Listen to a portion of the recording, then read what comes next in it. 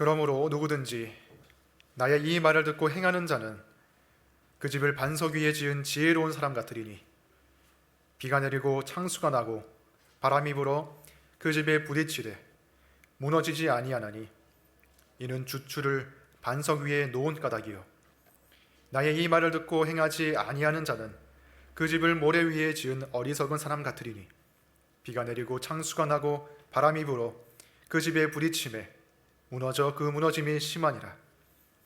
예수께서 이 말씀을 마치심에 무리들이 그의 가르치심에 놀라니 이는 그 가르치시는 것이 권위 있는 자와 같고 그들의 서기관들과 같지 아니함일러라.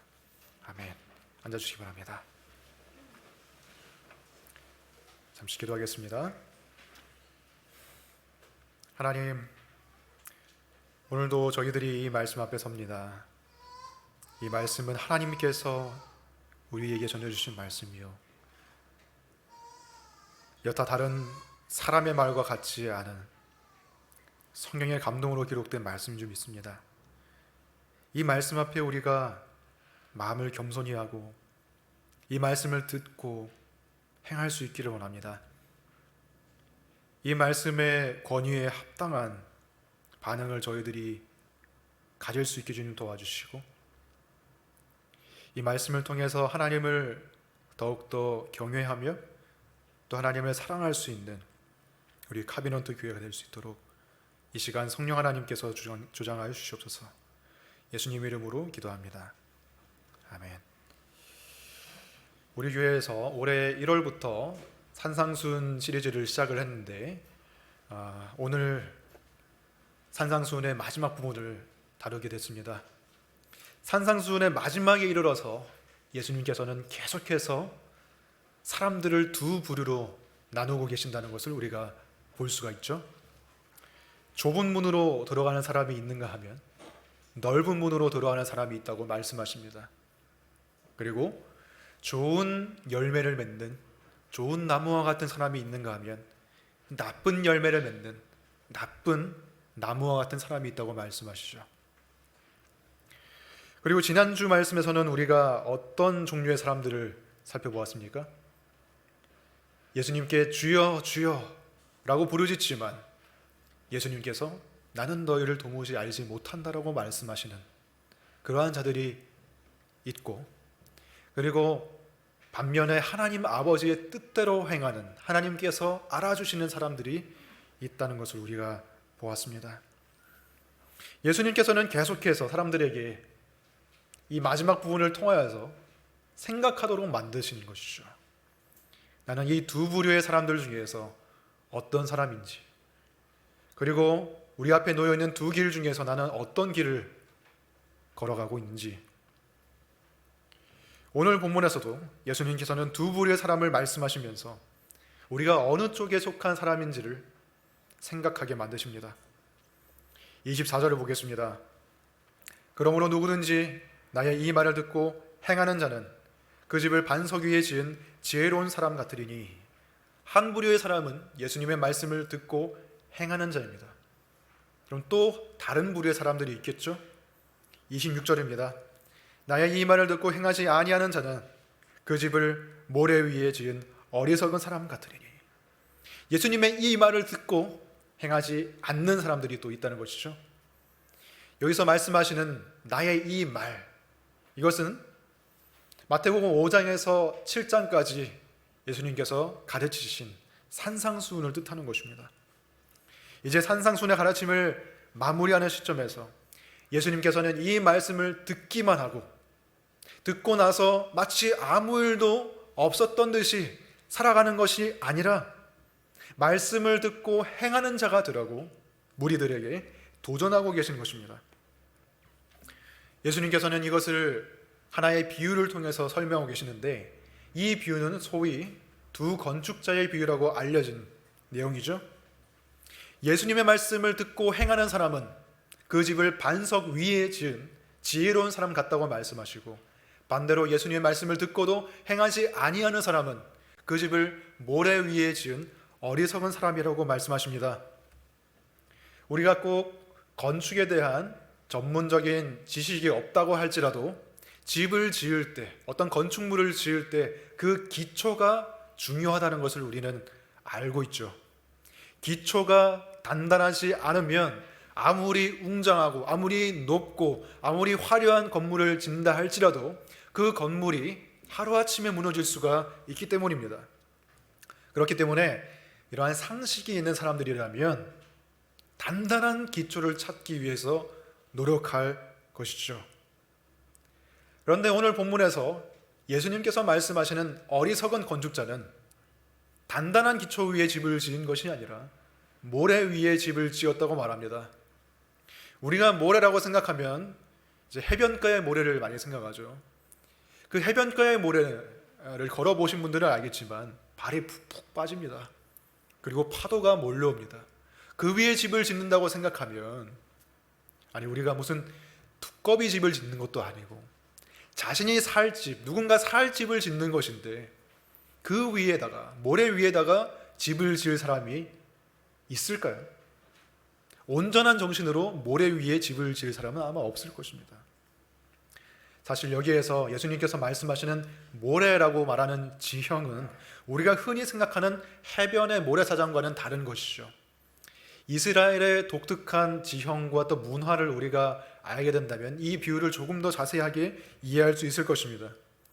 이스라엘 사람들이 주로 집을 짓고 정착해서 산 곳은 이스라엘의 중앙 산지 지역입니다.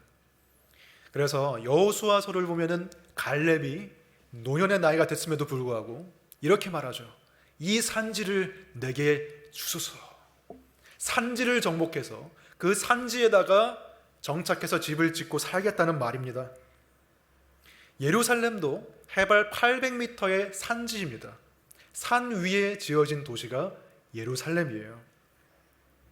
산지에는 이렇게 불쑥 솟아있는 부분도 있지만 깊이 꺼져 있는 부분도 있죠. 골짜기가 있습니다. 그런데 이 골짜기에 두터운 모래층이 있습니다. 이 모래층이 한 6개월 정도 건기의 기간, 그러니까 비가 오지 않는 기간에는 햇볕을 받으면서 딱딱하게 굳는다고 해요. 그래서 제법 딱딱하게 굳어서 이스라엘의 어떤 기후를 잘 모르는 사람의 경우에는 여기에도 집을 지을 수 있겠다는 생각이 들 정도로 단단해진다고 합니다. 하지만 이스라엘을 잘 아는 사람 같은 경우에는 그곳에 거의 집을 짓지 않죠. 왜냐하면 그곳에 집을 지었다가는 언젠가 비가 왔을 때에, 비가 많이 오는 우기가 됐을 때에 갑자기 산 위에서 흘러내리는 빗물이 골짜기에 모여들어서 그 집이 떠내려갈 수도 있다는 것을 알기 때문입니다. 이스라엘 사람들이 집을 지은 산, 그 산은 흙으로 되어 있는 산이 아니었어요. 아니에요. 바위로 되어 있는 산입니다. 그래서 비가 내리면 그 비가 산에 흡수가 잘 안 된다고 합니다. 그래서 아주 많은 양의 비가 내리지 않는다 할지라도, 우기에 적당한 양의 비가 내린다 할지라도 그 흡수되지 않은 빗물들이 골짜기에 한데 모여들어서 골짜기에는 창수가 나는 경우, 홍수가 나는 경우가 있다고 하죠.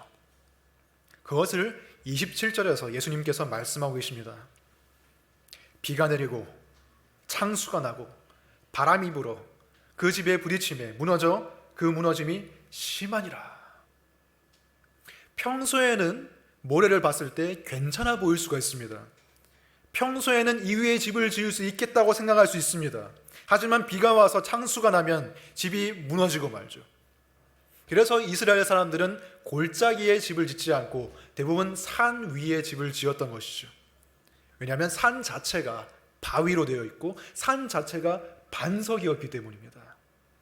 그리고 혹시 산 위에 집을 짓지 않고 골짜기에 집을 짓는 경우가 생긴다 할지라도 그 두터운 토사층, 모래층을 다 파내고 단단한 집안이 나올 때까지 작업을 한 다음에 집을 지었다고 하죠. 여러분 한번 생각해 봅시다. 단단한 모래층 위에 집을 짓는 것이 쉬울까요? 아니면은 반석 위에 집을 짓는 것이 더 쉬운 일일까요? 당연히 모래 위에 집을 짓는 게 더 쉬운 일이겠죠. 왜냐하면 반석 위에 집을 지으려면 일단 땅을 깊이 파야 하거나 또는 산 위에 집을 지으려면 건축 자재를 산 위에 다 옮겨야 했기 때문에 그 수고와 어려움을 감당하기 싫은 사람은 그냥 이 모래가 제법 단단하니까 이 위에 집을 짓자라고 생각했던 것입니다. 그 어려움과 그 수고를 생략하고 싶은 사람은 일시적으로 단단해 보이는 모래 위에 집을 짓는 것이죠. 모래 위에 집을 지으면 삽도 푹푹 잘 들어가고 건축 자재를 산 위로 운반해도 되지 않기 때문에 굉장히 효율적이고 빠르게 공사가 진행될 수가 있었을 것입니다. 더군다나 비가 오지 않는 건기가 오랫동안 지속되면 오히려 모래 위에 집을 짓는 그 과정이 더 지혜롭게 보일 수도 있었겠죠. 아주 효율적으로 집을 짓는다고 보일 수가 있습니다. 반면에 반석 위에 집을 짓는 사람들은 건기에는, 비가 오지 않을 때는 미련한 사람처럼 보일 수가 있겠죠. 왜냐하면 집을 짓는데 진도가 빨리빨리 나가지 않는 것입니다. 모래 위에 집을 짓고 있는 사람은 많은 과정이 생략됐기 때문에 이미 기초를 놓았고 이미 뼈대를 세우고 이미 집이 많이 지어지고 있는데 자신은 계속 땅을 파고 있고 기초를 찾고 있는 상황이기 때문에 얼마나 답답하게 느껴지겠어요. 주위에서 주변 사람들이 그 둘을 비교하며 볼 때에도 어쩌면 어떤 사람들은 모래 위에 집을 짓는 사람들이 더 효율적이고 지혜로운 사람처럼 보일 수가 있었을 거예요. 하지만 누가 정말 튼튼한 집을 짓고 있는 것이고 누가 정말 지혜로운 사람입니까? 누가 정말 지혜로운 건축자인지 분명히 판가름 나는 때가 온다는 것이죠. 건기가 지나고 우기가 와서 비가 내리고 창수가 나고 바람이 불면 모래 위에 효율적이고 쉽고 빠르게 지어진 그 집은 그만큼 쉽고 빠르게 무너져 내릴 것입니다.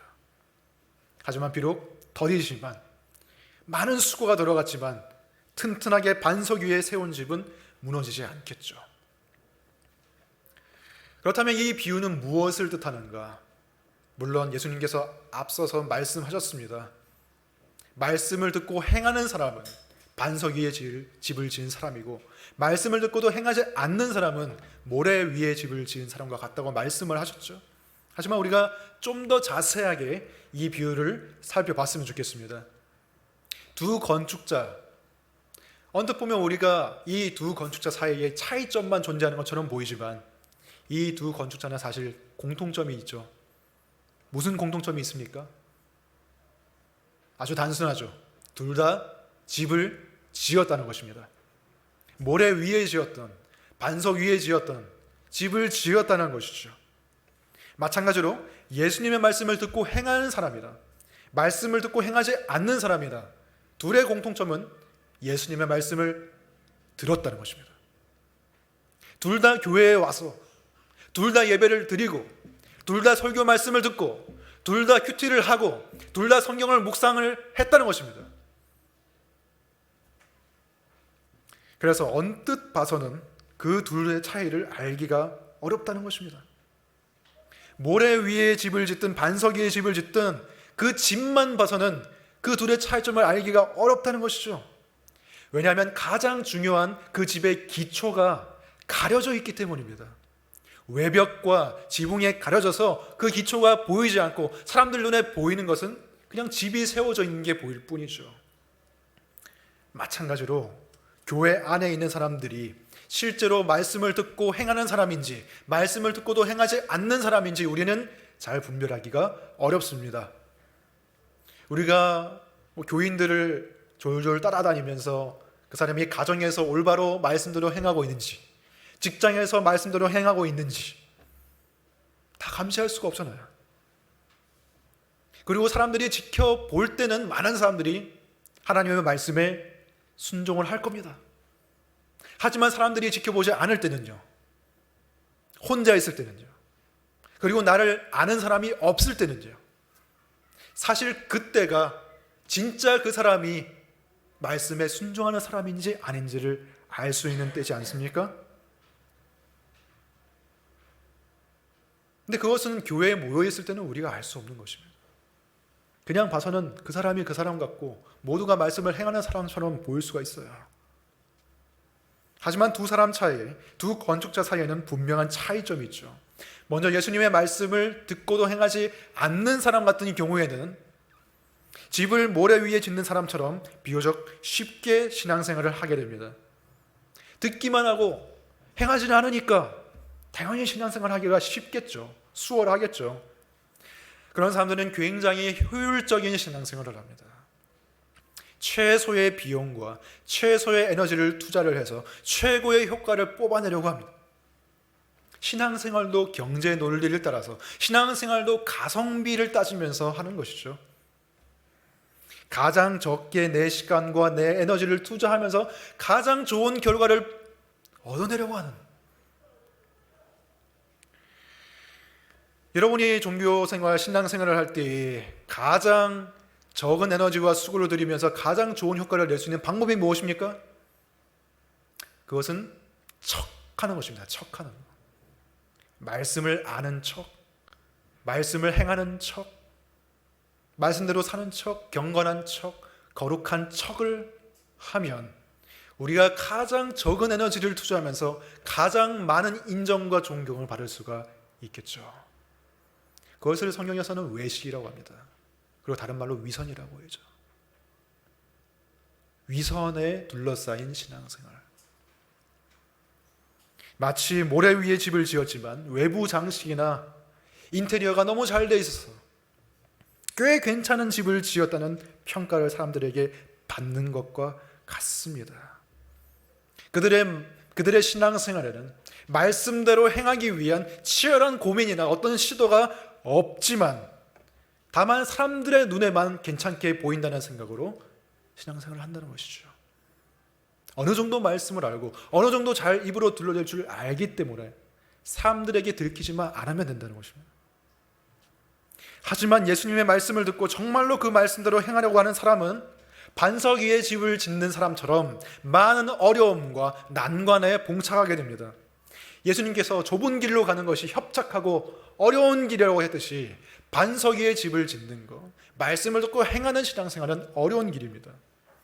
여러분이 묵상한 말씀, 설교 시간에 들은 말씀, 그것을 정말 진지하게 순종하고 행하려고 시도해 보셨다면 이 말이 무슨 말인지 아실 거예요.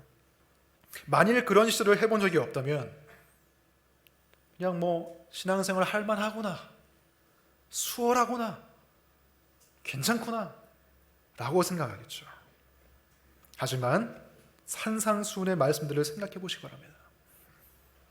우리가 우리에게 죄 지은 자를 용서하라는 말씀을 정말 실천하려면 얼마나 그것이 어렵습니까? 용서하고 화해하기 위해서 정말 보기 싫은 그 사람을 다시 마주해야 되고, 말을 섞기 싫은 사람과 말을 섞어야 하고, 화해하기 위해서 먼저 다가가야 하고, 그 전에 먼저 기도로서 내 마음을 준비하고 마음 가운데 씨름하고 그 마음 고생하는 그 과정이 얼마나 어렵냐고요.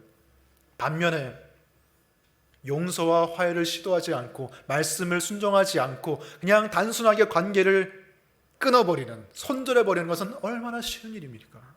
얼마나 간편한 일입니까? 얼마나 효율적으로 보입니까?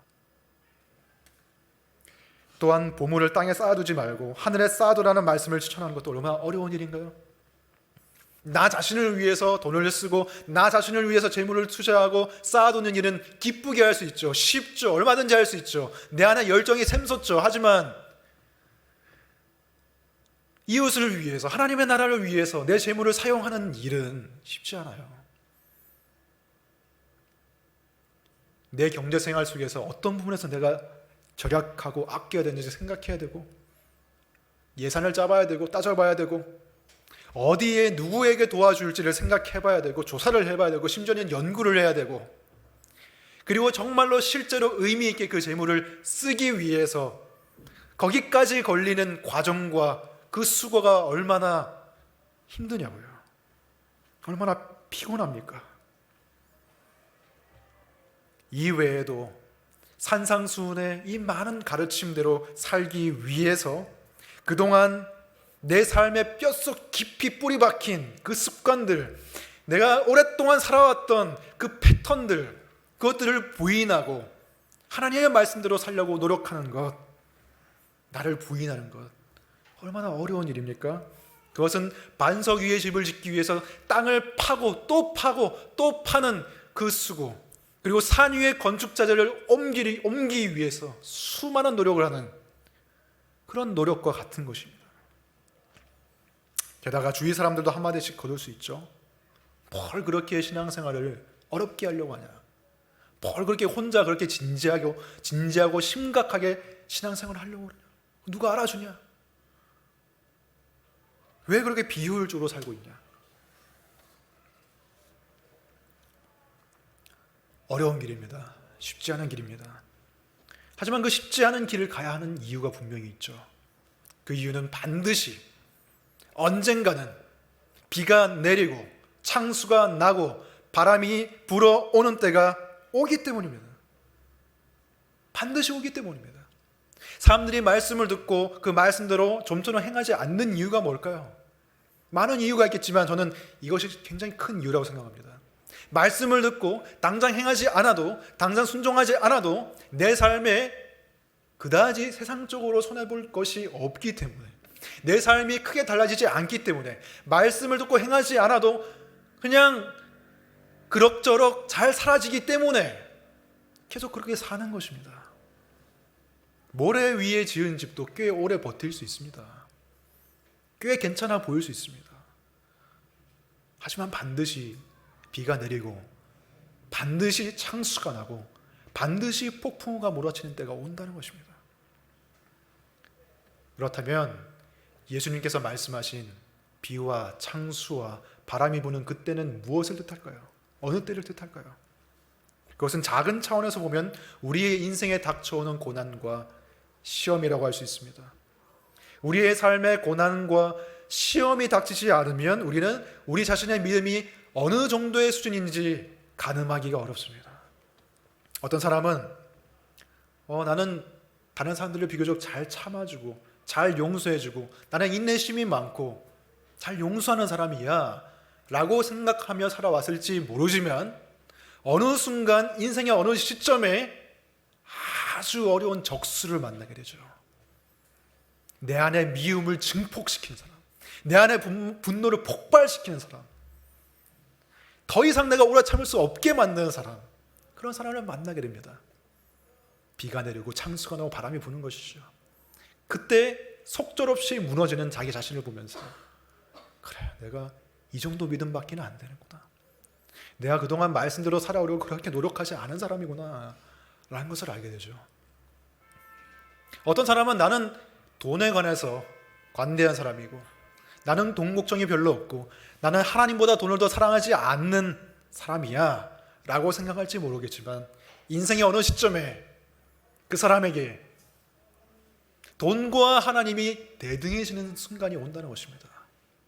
갑자기 돈을 많이 지출해야 되는 상황이 올 수가 있고 누군가 가족을 부양해야 되는 상황이 올 수가 있고 갑자기 돈이 많이 나가는 상황이 될 때에 그래, 내가 돈을 사랑하는 사람이었구나, 내가 돈을 우상시하는 사람이었구나 라는 것을 알게 되는, 자신의 믿음의 민낯을 보게 되는 때가 온다는 것입니다.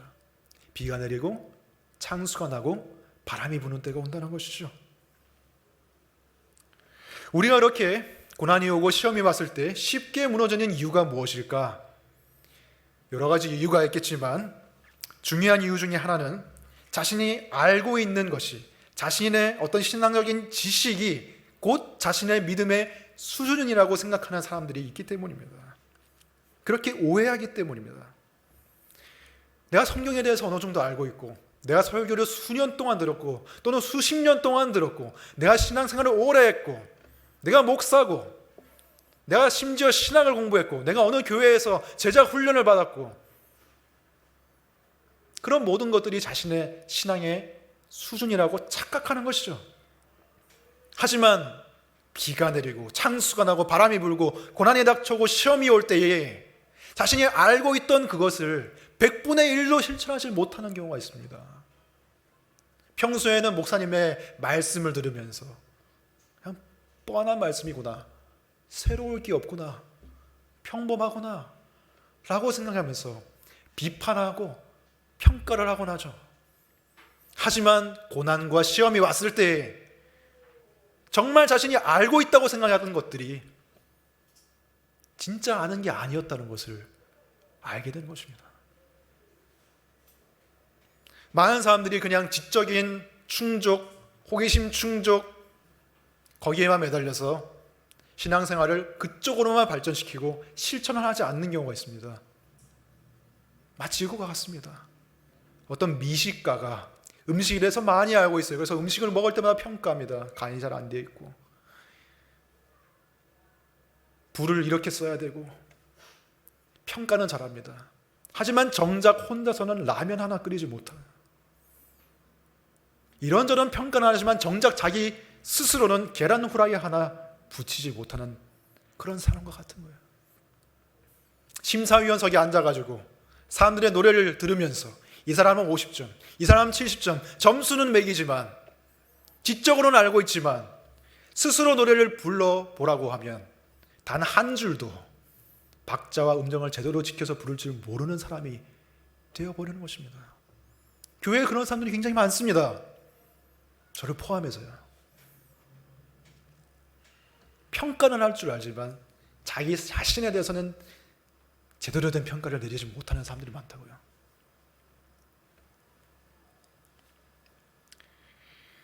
아는 것이 중요하긴 하지만 그것이 전부는 아닙니다. 들어서 알게 된 것을 정말 실천했는가, 들은 그대로 살고 있는가, 아는 그대로 살고 있는가, 그것이 중요한 것입니다. 지금부터라도 우리는 우리의 신앙의 기준을 바꿔야 돼요. 신앙의 기준을 내가 얼만큼 알고 있느냐로 세우는 것이 아니라 신앙의 기준을 내가 얼만큼 실천했고 내가 얼만큼 순종했느냐, 그것이 우리의 신앙의 척도가 되어야 되는 것입니다. 또한 예수님께서 말씀하신 비와 창수와 바람은 더 큰 차원에서 보면은 마지막 심판을 뜻합니다. 어떤 사람은 하나님의 말씀을 듣고도 행하지도 않고 순종에는 관심도 없지만 그 사람의 삶에 큰 고난과 시험이 없이 지나갔을 수도 있습니다. 무난하게 별로 어려움 없이 삶을 살다가 그 삶을 마감할 수도 있습니다. 하지만 우리는 그게 끝이 아니라는 걸 알 수 있죠. 히브리서 9장 27절을 보면은 한 번 죽는 것은 사람에게 정해진 것이요, 그 후에는 심판이 있다고 분명히 말하고 있습니다. 아무리 용케 이 땅에서 살아가면서 고난과 시험을 잘 피해온 사람이라고 할지라도 예수께서 재림하시고 모든 산자와 죽은 자가 그 앞에 서게 되는 날, 그때는 아무도 피할 수가 없다는 거예요. 그리고 그때 용케 감추었던 그 부실하고 허술한 기초가 다 드러날 것입니다. 감추었던 모든 것들, 외벽과 지붕에 가려져서 볼 수 없었던 그 기초가 드러나게 되는 것입니다. 그때 예수님의 말씀을 듣고 행한 사람은 반석 위에 지은 집처럼 무너지지 않고 하나님 앞에 어여시 설 수 있을 것입니다. 하지만 하나님의 말씀을 듣고도 행하지 않고 무시하고 순종하지 않고 살아온 사람들은 속절없이 무너지게 될 것입니다. 그 심판을 견딜 수가 없을 것입니다. 말씀대로 살고 순종했던 사람이 이 땅에서는 별로 사람들이 주목받지 못할 만큼의 성과를 냈을지 몰라요. 그 집이, 지어놓은 집이 형편없을 수도 있습니다. 사람들이 보기에 앞서 나가지 못했을 수도 있습니다. 하지만 그 심판의 날에 견디는 집은 반석 위에 지은 집입니다. 이 세상에서 앞서 나가고 효율적으로 살고 빠르게 치고 나가고 화려하고 웅장한 건물을 지었다고 할지라도 그 집은 심판날에 다 무너지고 말 거예요. 모래 위에 집을 지었기 때문에요. 자신이 자랑했던 지식들, 외적인 모습들, 그 모든 것들이 다 사라지고 그동안 감추어졌던 허술하고 부실한 기초가 드러나는 것입니다. 여기까지 들으시고 아니 그러면 구원이라는 것이 인간의 행위에 달려있단 말인가? 라고 오해하지 마시기 바랍니다. 오히려 그 반대입니다. 예수 그리스도를 믿는 믿음이 우리를 구원하는 것입니다. 믿음이 우리를 구원하지 행함은 그 믿음의 증거일 뿐이죠. 말씀을 듣고 행하는 순종으로 우리의 믿음이 증명되는 것입니다. 야고보서 2장 14절 보겠습니다. 내 형제들아 만일 사람이 믿음이 있노라 하고 행함이 없으면 무슨 유익이 있으리요? 그 믿음이 능히 자기를 구원하겠느냐? 17절 이와 같이 행함이 없는 믿음은 그 자체가 죽은 것이라.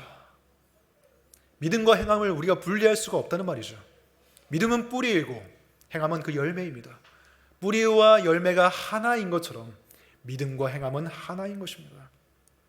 그렇다면 우리가 믿는 것이 무엇이죠? 우리가 믿는 바가 무엇입니까? 여러분 무엇을 믿고 계십니까? 바로 예수 그리스도께서 우리의 반석이심을 우리가 믿는 것입니다. 예수 그리스도라는 반석 위에 집을 지으면 구원을 받는다는 것입니다. 예수 그리스도라는 반석 위에 집을 짓지 않으면 결코 그 집이 올바로 튼튼하게 세워질 수 없다는 것이 우리의 믿음입니다. 예수 그리스도 없이는 그 누구도 지혜로운 건축자가 될 수가 없고 그 누구도 반석 위에 집을 지을 수가 없다는 것이 우리의 믿음입니다. 예수 그리스도가 없으면 한 사람도 예외 없이 어리석은 건축자가 될 수밖에 없다는 것을 우리가 믿고 있죠. 저 여러분이 아무리 말씀대로 살려고 몸부림치고 노력하고 아무리 성심을 기울이고 온 마음을 기울여도 사실은 하나님의 말씀을 다 지킬 수 없습니다. 사실은 온전하게 산상순의 말씀을 다 지킬 수가 없습니다. 누가 산상순의 말씀을 다 지켰다고 말할 수가 있겠습니까? 누가 나는 세상의 빛으로 살았다고, 나는 세상의 소금으로 살았다고 자신 있게 말할 수가 있겠습니까? 누가 나는 마음으로 한 번도 간음한 적도 없고 나는 마음으로 살인한 적도 없노라고 누가 말할 수가 있겠습니까? 예수님이 말씀하셨죠. 하나님 아버지 온전하신 것 같이 너희도 온전하라. 누가 자신이 하나님 아버지와 같이 온전하게 살았노라고 말할 수가 있겠습니까? 아무도 그렇게 말할 수가 없습니다. 그 누구도 산상순의 말씀을 100% 지켰다고 말할 수가 없습니다. 단 한 분만 제외하고 바로 이 말씀을 우리에게 가르치신 분, 이 말씀을 우리에게 전해주신 분, 예수 그리스도, 그분만이 산상순의 말씀을 온전히 지키신 분입니다. 그분만이, 예수 그리스도만이 반석 위에 집을 지으신 지혜로운 건축자입니다. 말씀대로 살지 못한 우리는 모두 사실 모래 위에 집을 지은 어리석은 건축자들입니다. 그런데 평생 말씀대로 사시고 자신의 말씀대로 그대로 사셨고 하나님의 뜻에 한치의 오차도 없이 사셨던 그 분께서 말씀대로 살지 못한 우리를 살리시기 위해서 우리 대신에 십자가를 지셨다는 것입니다. 우리 대신에 죽으셨죠. 하나의 어떤 집이 아니라 온 우주를 건축하신 가장 지혜로운 건축가이신 예수 그리스도께서 마치 모래 위에 형편없는 집을 지은 자처럼, 형편없는 죄인처럼 십자가 위에서 죽으시고 하나님께 버림받으시고 하나님께 저주를 받으셨다는 것입니다.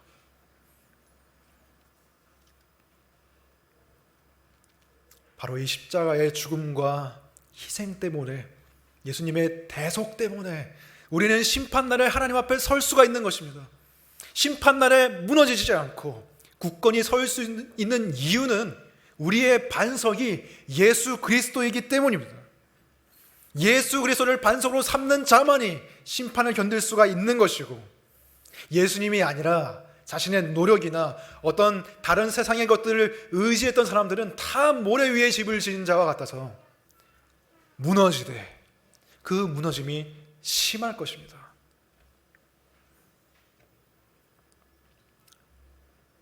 예수 그리스도가 우리의 반석이십니다. 이 믿음이 우리에게 예수 그리스도의 말씀을 듣고 행할 수 있는 힘을 주시는 겁니다. 힘을 주는 것입니다. 예수님께서 나를 대신해 죽으셨고 이미 내 죄가 모두 용서되었기 때문에 나는 어차피 천국 갈 거기 때문에 나는 어차피 심판날에 심판을 이길 것이기 때문에, 왜냐하면 예수님이 심판 당하셨으니까 나는 이 세상에서 모래 위에 집을 짓든 말든 하나님의 말씀을 듣고 행하든 행하지 않든 마음대로 살아도 된다고 생각하는 사람은 사실 예수님을 믿지 않는 사람입니다. 사실은 믿음이 없는 사람입니다. 그 사람은 정말로 예수님을 믿고 있는 것이 아닙니다. 사실 우리는 복음이 아니더라도, 예수님이 우리를 위해 십자가를 지지 않으셨다 할지라도 우리는 인간이기 때문에 하나님의 말씀에 순종해야 되죠. 하나님이 우리의 주인이시기 때문에, 하나님이 우리를 지으셨기 때문에, 하나님이 우리의 창조주이시기 때문에, 우리는 종이기 때문에 종이 주인의 명령을 지키는 것은 사실 당연한 일입니다. 예수님이 십자가를 지지 않으셔도 우리는 원래 그렇게 했어야 됩니다. 원래 우리는 하나님의 말씀을 지키며 살아야 하는 존재들입니다. 종이 주인의 말씀대로 명령대로 행했다고 해서 주인이 종에게 감사해야 됩니까? 잘했다고 칭찬해야 됩니까? 그럴 의무가 없어요. 주인은 그냥 종은 시키는 대로 행할 뿐이죠. 주인이 종을 위해 있지 않습니다. 종이 주인을 위해 있는 것입니다. 그럼에도 불구하고 주인이신 하나님께서 종이신 우리를 위해서 죽으셨다는 것이 복음입니다. 그리고 그 주인은 단순히 인간이 아니시고 하나님이시며, 종인 우리는 단순한 종이고 단순한 인간이 아니라 하나님의 말씀을 무시하고 거역하고 반역하고 반항한 종이라는 것이에요. 그 종을 위해서 주인이 죽으셨습니다. 그렇게 죽으신 이유가 무엇입니까?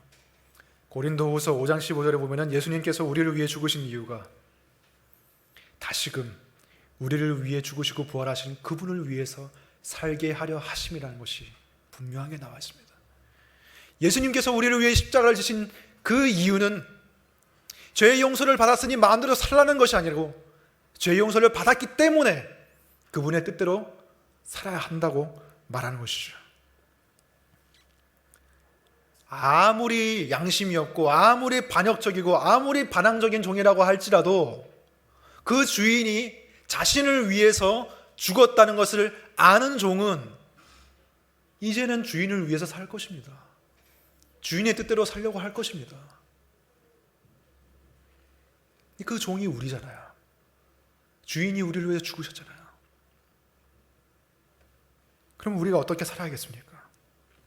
나를 사랑하셔서 나를 위해 죽으신 그분을 위해서 살아야겠지 않겠습니까? 그분의 말씀을 듣고 무시하는 것이 아니라 말씀을 듣고 행하는 자가 되어야 되지 않겠습니까? 우리는 더 이상 예수님의 말씀을 우리의 행함과 우리의 행위와 우리의 삶과 분리시켜서는 안 됩니다.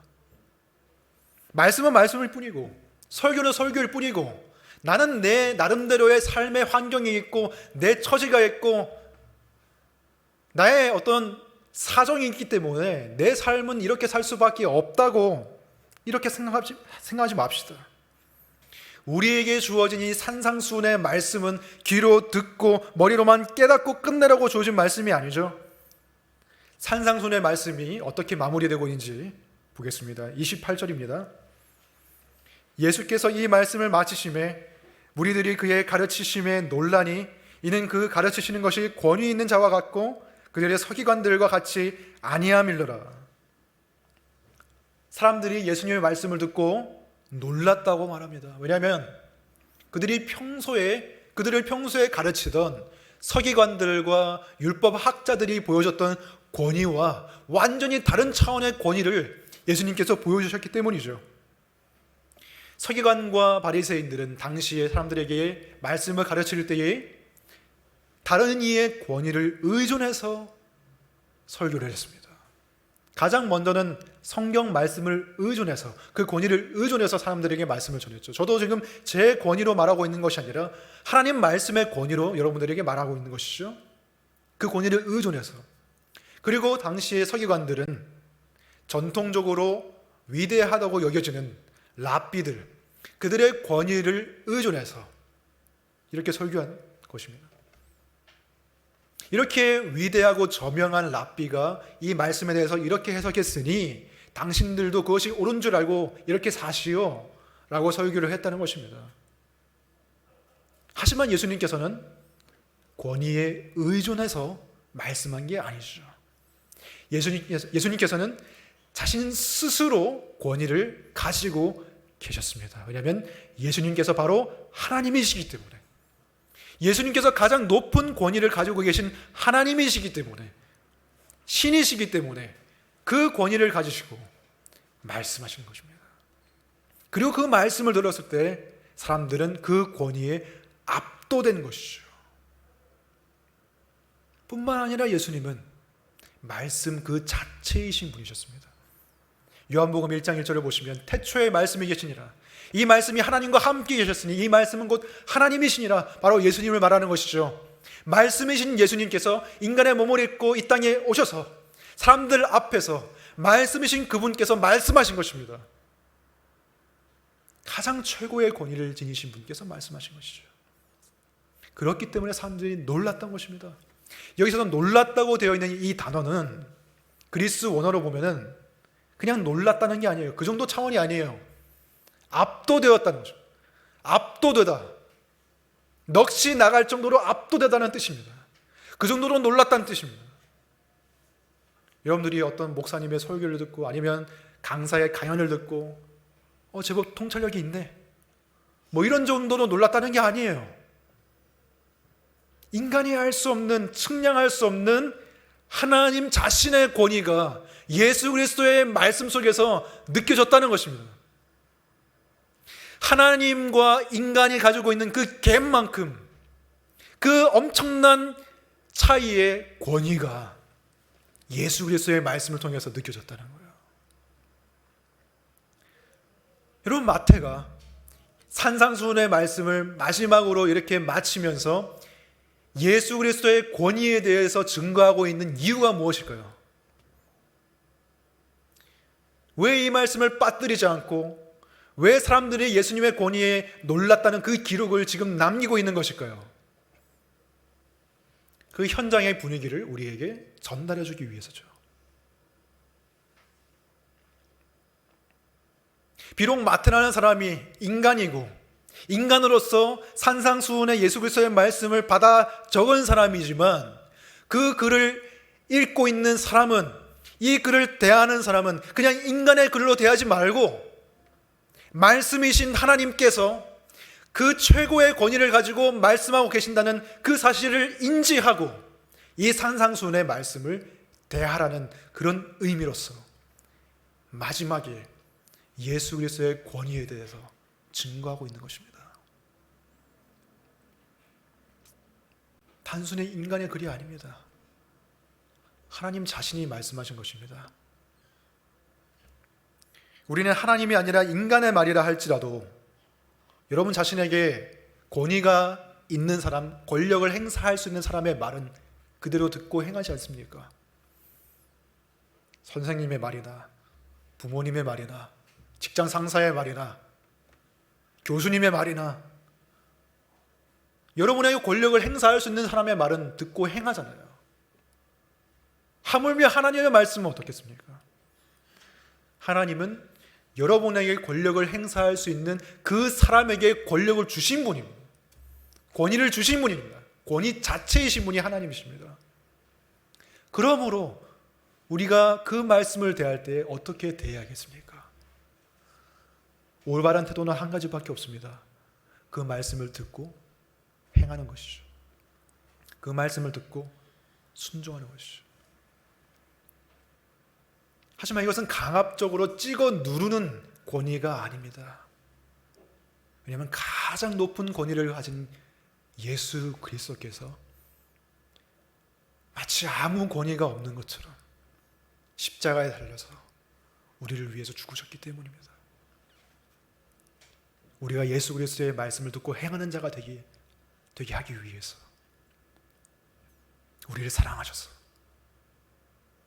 그 사랑이 최고의 권위에 반항하고 거역하고 반역하는 우리의 마음, 그 딱딱한 마음을 십자가의 사랑이 깨부수고 파괴하고 녹아내리게 해서 다시금 하나님을 사랑하고 하나님의 말씀을 듣고 행하는 마음으로 바꿔주시는 것입니다. 하나님이 인간이 되셔서 하나님이 죄인을 위해서, 자신의 말을 무시한 죄인을 위해서 죽으셨다는 거예요. 그 정도로 우리를 사랑하신다는 거예요. 그 사실 외에 또 다른 어떤 사실이 우리의 마음을 바꿀 수가 있겠습니까? 그보다 더한 사실은 없습니다. 그보다 더 충격적인 사실은 이 세상에 존재하지가 않아요. 우리가 얼만큼 충격적인 소식을 더 들어야 우리의 마음이 변할 수 있겠습니까? 근데 우리는 이미 더할 수 없는, 더할 나위 없는 충격적인 복음이라는 소식을 우리가 들었잖아요. 그 복음에 대해서 우리의 마음이 어떻게 반응하는 것이 맞겠습니까? 우리도 하나님을 사랑하고 하나님께 감사하는 마음으로 그 말씀에 순종하는 것이 마땅한 반응이 되어야 되겠습니다. 하지만 그것은 우리의 스스로의 힘으로 되는 것은 아니죠. 성령의 능력으로 되는 것이죠. 그래서 그것을 위해서 두드리고 찾고 구하라는 것입니다.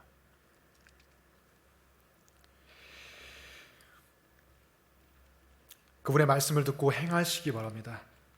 여러분의 행함으로 믿음을 증명하시기 바랍니다. 그러면 우리는 심판의 날에 결코 무너지지 않을 것입니다. 그리고 동시에 그 심판대 앞에서 우리는 하나님을 찬양할 것입니다. 우리의 굳건한 반석이신 예수 그리스도, 그분의 공로로 우리가 지금 어여시 하나님 앞에 설 수 있다고 우리가 찬양하면서 오직 예수 그리스도, 우리의 반석이신 그분만을 높이고 영광을 돌리게 될 것입니다. 기도하겠습니다. 하나님 아버지 감사합니다. 하나님, 우리와 같이 반역적이고 하나님의 말씀을 무시하며 살아가는 어리석은 건축자와 같은, 우리가 무엇이 그렇게 귀중하다고, 우리가 무슨 그렇게 가치가 있는 존재들이라고 하나님의 아들께서 죽으셨습니까? 하나님의 아들께서 십자가에 달리셨습니까? 우리는 그 사랑의 깊이와 그 은혜를 가늠할 수가 없습니다. 주님, 우리가 그 십자가 앞에 매일매일 설 수 있기를 원합니다. 그 십자가 앞에 매일매일 서서 우리의 믿음을 다시금 점검하고 우리의 집을 예수 그리스도, 유일한 반석이신 그분 위에 지어져 나갈 수 있게 해주시옵소서. 하나님, 말씀을 듣고 행하지 않는, 그럼에도 불구하고 안일하게 살아가는 저희들입니다. 그러나 주님, 반드시 비가 오고 창수가 나고 바람이 휘몰아치는 그때가 온다는 것을 우리가 기억할 수 있게 해주시옵소서. 마지막 심판의 날이 분명히 있다는 것을 우리가 기억하며 살아갈 수 있게 도와주시옵소서. 그 심판의 날에 반석 위에 집을 짓지 않은 사람들은 다 무너질 것입니다. 그러나 예수 그리스도의 반석 위에서, 복음의 반석 위에 서서 그 말씀을 듣고 감사함으로 순종하며 하나님의 말씀을 비록 완전히는 아니지만 그 말씀을 듣고 행하기 위해서 씨름하고 넘어졌다가 또다시 일어나고 영적인 싸움을 해나간 그 사람들은 그 심판대 앞에서 무너지지 않을 것입니다. 예수 그리스도를 찬양하며 기쁘게 일어나 주님을 맞이할 것입니다. 우리 카베나도 교회 모든 성도들이 그러한 마지막을 맞이할 수 있도록 주님께서 은혜 베풀어 주시고 저희들을 인도해 주시옵소서. 예수님 이름으로 기도합니다. 아멘.